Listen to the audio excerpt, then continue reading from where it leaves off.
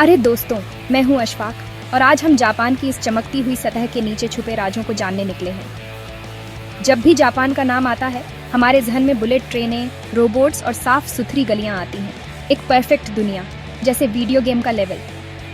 लेकिन क्या ये सब कुछ हकीकत है? हर चमकती चीज़ सोना नहीं होती। जापान की इस रोशन तस्वीर के पीछे कई ऐसी कहानियां और मसले हैं जिन पर कम ही बात होती है। आज की वीडियो में हम इन्हीं छुपे पहलुओं को सामने लाएंगे। तो तैयार हो जाओ, क्योंकि यह सफ़र सिर्फ टोक्यो की रोशनियों तक महदूद नहीं रहेगा। हम जापानी समाज की गहराइयों में उतरेंगे। चलो शुरू करते हैं। जापान की चमक दमक के पीछे एक गहरी तन्हाई छुपी है। ऊंची इमारतें, रंग बिरंगी लाइटें और भीड़ भाड़ के बावजूद यहाँ के लोग अक्सर खुद को अकेला महसूस करते हैं। यह तन्हाई सिर्फ एक एहसास नहीं, बल्कि एक हकीकत है जो जापानी समाज के हर हिस्से में गहराई से समाई हुई है। लाखों नौजवान, खास तौर पर मर्द, खुद को कमरों में बंद कर लेते हैं। इसे हिकिकोमोरी कहते हैं। ये लोग महीनों या सालों तक अपने घरों से बाहर नहीं निकलते और समाज से पूरी तरह कट जाते हैं। टेक्नोलॉजी और इंटरनेट ने इस तन्हाई को और गहरा कर दिया है, क्योंकि अब लोग वर्चुअल दुनिया में तो जुड़े हैं, मगर असल जिंदगी में और दूर हो गए हैं। ये सिर्फ नौजवानों तक महदूद नहीं, हर उम्र के लोग शदीद समाजी दबाव का शिकार हैं। बुजुर्ग भी अकेलेपन से जूझते हैं और मिडिल एज लोग काम और जिम्मेदारियों के बोझ तले दबे रहते हैं। काम की जगह पर इतना प्रेशर है कि लोग 12-12 घंटे काम करते हैं और कभी-कभी इस दबाव में जान भी गंवा बैठते हैं। इसे कारोशी कहा जाता है। जापान में कामयाबी की दौड़ इतनी तेज है कि लोग अपनी सेहत और रिश्तों को भी भूल जाते हैं। जापान में खुदकुशी की दर भी बहुत ज्यादा है। हर साल हजारों लोग मायूसी और तन्हाई की वजह से अपनी जान ले लेते हैं। ये एक ऐसा मसला है जिस पर समाज में खुलकर बात नहीं होती। यहाँ जज्बात का इजहार कमजोरी समझा जाता है, इसलिए लोग अपनी तकलीफें छुपाते हैं। मुस्कुराहट के पीछे दर्द छुपा होता है और लोग अपने जज्बात को दूसरों से छुपाकर रखते हैं। ट्रेनों में सब खामोश, एक दूसरे से नजरें चुराते हैं। हर कोई अपनी ही दुनिया में खोया रहता है और बातचीत से बचता है। ये प्राइवेसी का एहतराम है, लेकिन अक्सर यह दीवार बन जाती है। लोग एक दूसरे के करीब होते हुए भी दिल से बहुत दूर होते हैं। अगली बार जब आप जापान की मुनज़्ज़म गलियां देखें, याद रखें कि इस खामोशी के पीछे कई अनकही कहानियां छुपी हैं। हर मुस्कुराते चेहरे के पीछे एक जद्दोजहद छुपी हो सकती है।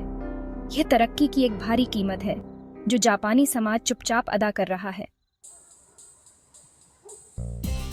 जापान में रिश्ते बहुत रस्मी और मुहतात होते हैं। जज्बात का खुल्लम खुल्ला इजहार यहाँ अच्छा नहीं समझा जाता, इसलिए अक्सर रिश्ते सतही महसूस होते हैं। दोस्त बनाना भी आसान नहीं। यहाँ दोस्ती अक्सर किसी मुश्तरका सरगर्मी तक महदूद रहती है। जब वह सरगर्मी खत्म, दोस्ती भी खत्म। मोहब्बत में भी सब कुछ सुस्त और मुहतात है। आई लव यू कहना बहुत बड़ा कदम है और डेटिंग में महीनों लग जाते हैं। इस रस्मियत की वजह से नौजवान डेटिंग से कतराते हैं और अक्सर 30-40 साल की उम्र तक सिंगल रहते हैं। जापानी कल्चर में रिश्तों का यह अंदाज हमें सिखाता है कि कभी कभी रस्मियत और एहतियात लोगों को एक दूसरे से जुड़ने से रोक देती है। जापानी लड़कियां सिर्फ एनिमे की क्यूट किरदारें नहीं, असल जिंदगी में उनकी पहचान इससे कहीं ज्यादा गहरी और रंगीन है। जापान की गलियों, दफ्तरों और घरों में ये लड़कियां अपनी अलग पहचान बना रही हैं। आज की नस्ल मजबूत, खुद मुख्तार और मेहनती है। वह सिर्फ अपने लिए नहीं, बल्कि अपने घर और समाज के लिए भी आगे बढ़ रही है।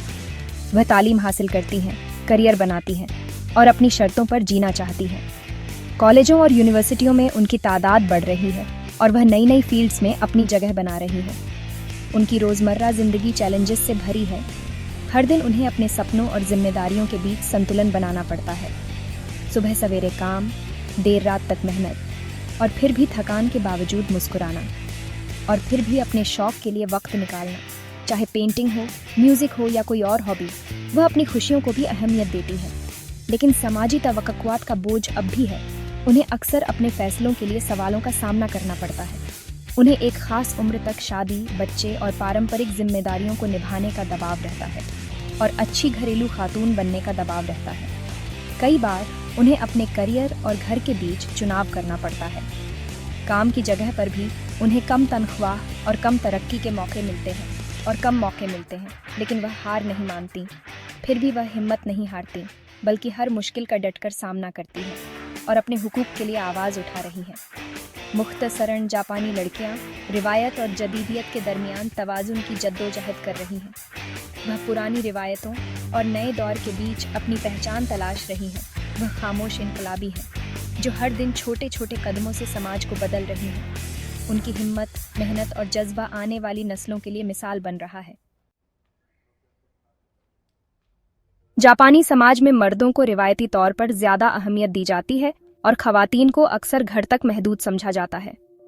इस सोच की वजह से मर्दों का रवैया खवातीन के साथ अक्सर फासलादार और हाकिमाना होता है। काम की जगह पर खवातीन को इम्तियाजी सुलूक का सामना करना पड़ता है। डेटिंग में घोस्टिंग आम है, यानी बगैर वजाहत के अचानक राब्ता खत्म कर देना। यह रवैया जापानी समाजी अदम मुवासिलात की मिसाल है। इससे लड़कियों की खुद एतमादी मुतासिर होती है और रिश्तों पर एतमाद कम हो जाता है।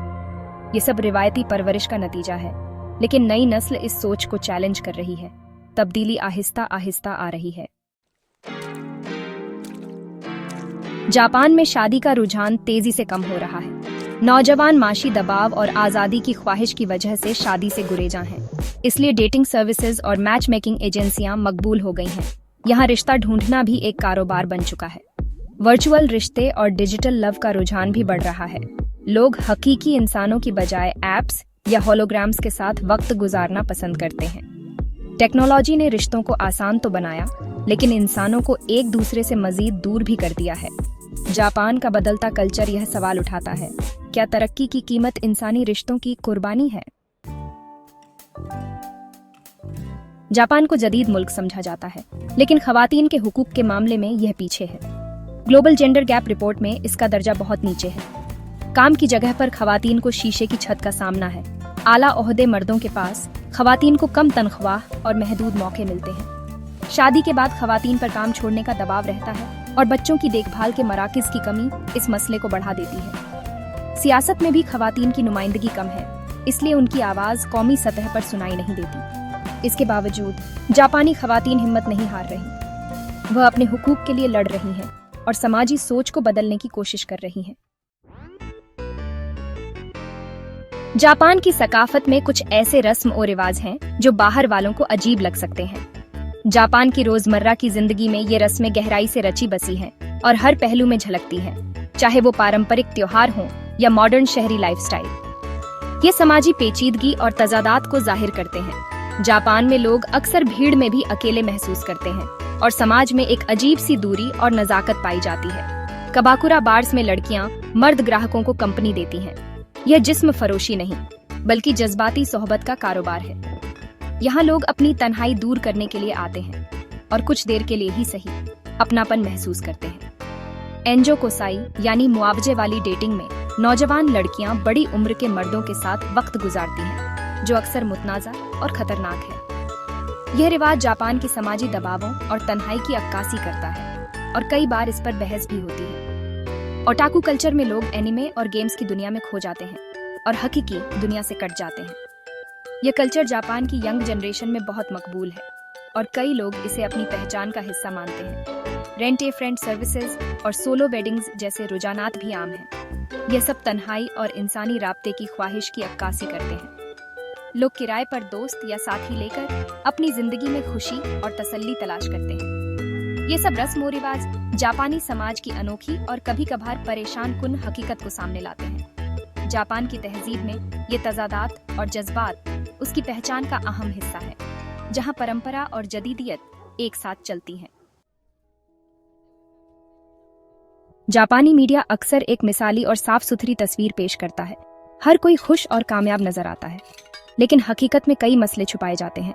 तन्हाई, जहनी दबाव, सिनफी इम्तियाज और समाजी रुझानात। मीडिया इन पर कम ही बात करता है। खवातीन की नुमाइंदगी भी महदूद और रिवायती है। खुद मुख्तार खवातीन को कम दिखाया जाता है और अगर दिखाया जाए तो अक्सर मनफी अंदाज में। इस मिसाली तस्वीर का नौजवानों पर दबाव पड़ता है। जब उनकी जिंदगी इस मेयार पर पूरी नहीं उतरती तो वह एहसास कमतरी का शिकार हो जाते हैं। जापानी मीडिया की यह हिकमत अमली मसलों को छुपाती है, लेकिन जब तक हकीकत को तस्लीम नहीं किया जाएगा तब्दीली मुश्किल है। लाइन्स 5। जापान एक शानदार मगर तजादात से भरा मुल्क है। टेक्नोलॉजी और नज़्म व ज़ब्त की मिसाल, लेकिन समाजी दबाव और तन्हाई की कीमत पर। यहाँ इज्तिमाई कामयाबी है, मगर इनफिरादी सतह पर लोग खुशी की तलाश में हैं। रोबोट्स तो बन गए, मगर इंसानों के दरमियान फासला बढ़ गया। जापानी लड़कियों की जद्दोजहद इस पेचीदगी की बेहतरीन मिसाल है। वह मौके और रिवायत के दरमियान तवाजुन की कोशिश कर रही हैं। ये सिर्फ जापान की नहीं, बल्कि दुनिया भर की खवातीन की कहानी है। रिवायत और जदीदियत के दरमियान तवाजुन की जद्दोजहद। जापान को सिर्फ उसकी चमक दमक से नहीं, बल्कि उसके मसलों को बही समझना चाहिए। असल ताकत लोगों की खुशी और फलाह में है। यह था जापान की छुपी हुई सच्चाइयों का सफर। मकसद जापान को बुरा कहना नहीं, बल्कि तस्वीर का दूसरा रुख दिखाना था। हर मुल्क के कुछ मुसब्बत और कुछ मनफी पहलू होते हैं। अहम यह है कि हम हकीकत पसंद रहें। सच को जानना और सीखना जरूरी है, ताकि हम दूसरों की सकाफत से सबक ले सकें और अपनी गलतियों से बच सकें। ये वीडियो जापान के साथ साथ हमारे अपने समाज के लिए भी सबक है। इंसानी रिश्ते और जज्बाती फलाह सबसे अहम है। हमेशा सवाल पूछें, सच की तलाश में रहें और दुनिया को गहराई से देखें। यही हमें बेहतर इंसान बनाता है। शुक्रिया। आज के लिए बस इतना ही।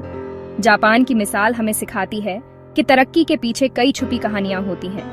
हमें खुले जहन के साथ सच को जानने और दूसरों की सकाफत का एहतराम करने की कोशिश करनी चाहिए।